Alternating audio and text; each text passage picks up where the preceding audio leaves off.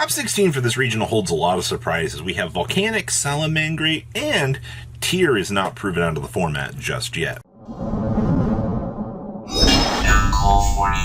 Make sure you guys smash the living crap out of that subscribe button so you guys don't miss out more Oz content. Top 16 for this regional. It's very nice we get the chance to see a breakdown extending through the top cut here. But Centurion has the most represented tops out of this regional for top 16, which is very interesting. We had 3 Centurion grabbing hold of the upper half of the meta and showcasing this deck can still do something. Now, we also had 2 Manadium, 2 Rescue Ace, and 2 Trap Tricks variants showing up here and being very strong. That's actually incredible to see.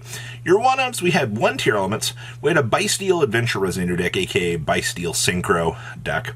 We had Earth Machine. Oh, wow. You don't actually say about that. We had Dragon Link branded, and we actually had Volcanic and Salamangreat sitting at the dinner table for this top 16 as well. I'm actually incredibly happy to see the Volcanics and Salamangreat both were able to come up into the upper half of the bracket here, which is good. Now, your top 8 here, we lose some of the fun and excitement here, but Manadium having 2 seats at the top dinner table, so we had one little crazy guest entering into the meta, not all that surprised. But then Centurion still has 2 duelists in the top cut of this event, which is kind of crazy once again to think about here, that Centurion's conversion rate was that good overall. I gotta clap for it. Second place out of this event is actually our 1 Tier Elements duelist here, showcasing that, you know, this deck can overcome a lot of the craziness that has to come with the meta. And then, of course, we had a Rescue Ace duelist. Our Bysteel Adventure Resonator Turbo Synchro 9000 deck was still here. And barely making it into the top cut was actually Earth Machine, making it in at 8th place. Talk about a victory story if one ever actually existed. Now let's pass on over to those deck lists. Original here was actually Manadium, and they're actually main decking the reframing. We have seen so many people trying to push away from the reframing here or trying out some of these other ideas in the meta. It's been pretty good. I see we've also got double econ or triple econ with your triple droplet in here as well. You're relying on these cards to help you board break, so you can go ahead and do your thing. And I see that we have the classic Gaga Cowboy in the extra side deck for time. Okay, that's kind of cool. Next up here, we have our second place Tier Elements deck, and this is actually incredibly cool to still see that this deck is, you know, alive. I see that we are playing 1 Mothman with 2 Nessies, so we're basically replacing our Millers with some danger cards to kind of help us with some of the RNG ping. Of course, I gotta still love what Triple Reno Heart can actually do. And of course, Card Destruction is now a safe actual gas card. I see that we're now side decking the Abyss Dweller. This is all fine. I like this deck a lot. Next up here, we have our Rescue Ace duelist. You know, you thought with 1 Airlifter that people would start to push away from this deck, but that's not the case. People are still sticking around. We're seeing we still have triple Super Poly. We have triple Talents in the main deck. We actually have Ghost Spells down here as well, you know, assisting us with some of the more troublesome things. And of course, we get to rely on those enemy controllers for the betterment of board breaking. Outside of that, I mean, this looks very standard to me, you know, not a lot of real crazy changes here. Next up here, Centurion Dunda. Yes, we are playing the Horus package in this build. You need this Horus package to put those level 8s on the field so you can start to climb up and go through the crazy numbers. And we're also having the Red Supernova Dragon in here as well. Red Supernova is one of my favorite synchro monsters of all time, and the fact that, you know, this deck just gets immediate access to make it is incredibly good. Hand traps all across the board here, post side decking, going to put you in a very good position. All right. Hey, look, it's another Centurion deck. Guess what? We have more Horus cards in here. Now, one change you do see from this list from the previous one, we're only playing 1 Emmet. Which, I mean, what, it was a 1-card difference in changes here. I also want to point out here that we are seeing deck lockdown actually helping you out. And yes, this build is playing an Artemis. For those of you that don't know, this is a spellcaster, so this helps you make the SP Little Knight so you can get the immediate value. Yeah, it does come up. Next up here, Escantos. I'm actually surprised to see that we're doing Corridor with Escantos plays in this deck. Actually, this is kind of cool, especially, you're already doing full mana DM, full gas combo. Another build main decking the reframing here, and I do see that we are playing a Reproducus down here as well, so you get some actual hype for this. This is actually really cool to see. I think this is by far one of the most challenging lists for mana DM that I've seen. Next up here, hey look, it's our Turbo Synchro pile. So you use your Bysteel good stuff, your Horus package, the Turbo. We have the Water Enchantresses to help us out. Set up, the Griffin Rider / LOL at our opponent. And then you have access to all of your synchros that you could ever actually want in the whole wide world. Like, this entire combo line is sick good.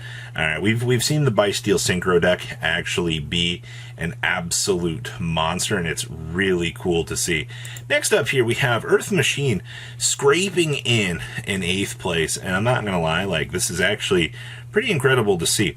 I see that we are playing a Vernal Swift package in here. It's not something that you tend to see a lot of, but the fact that we actually are seeing this, okay. Shout out down here to Skill Drain, another deck that gets side deck access. Some of the most broken modern era Yu-Gi-Oh cards you could ever want to see. Well, Earth Machine, I don't really have much to say about this. Good stuff. Next up here, we have our branded list.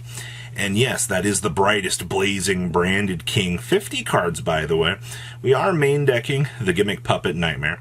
This is to ensure that, you can go ahead and lock your opponent. I know the lock mechanic is not very fun.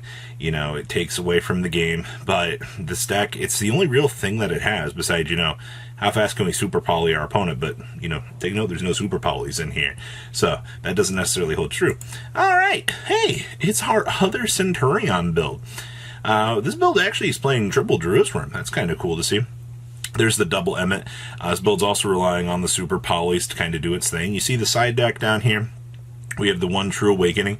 And then, of course, we have triple deck Lockdown yet again showing up out here. Kind of assist you along the way so you can do your thing. And, of course, I see a Harpy Synchro. Okay, well, that's kind of interesting.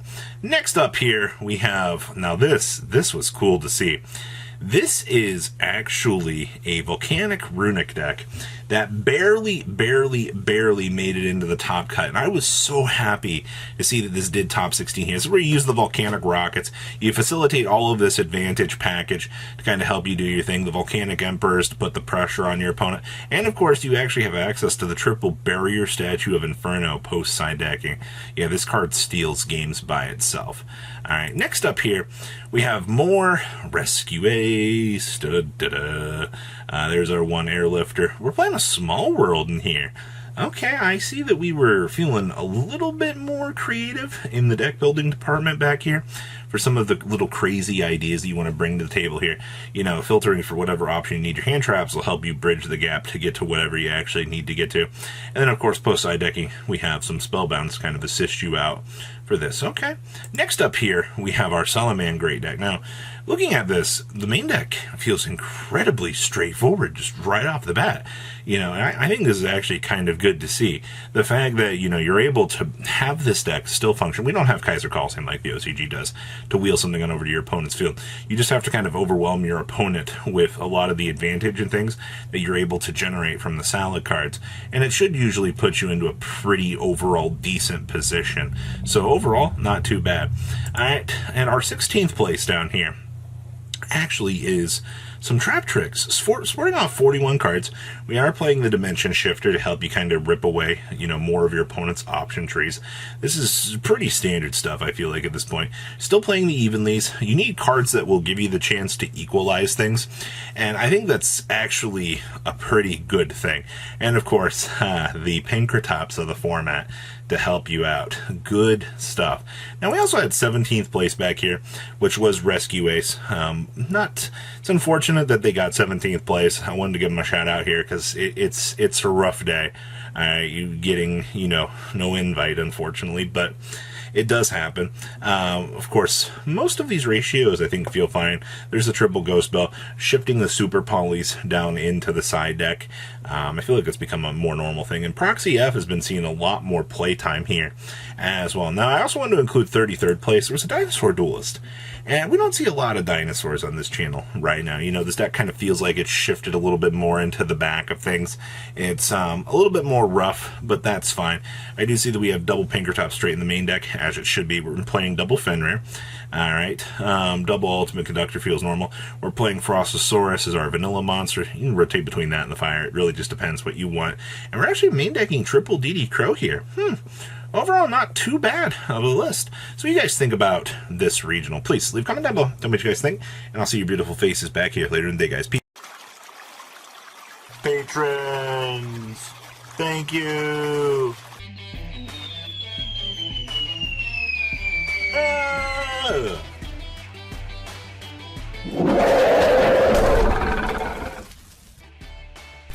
Thank you so much for watching. Check out these other videos.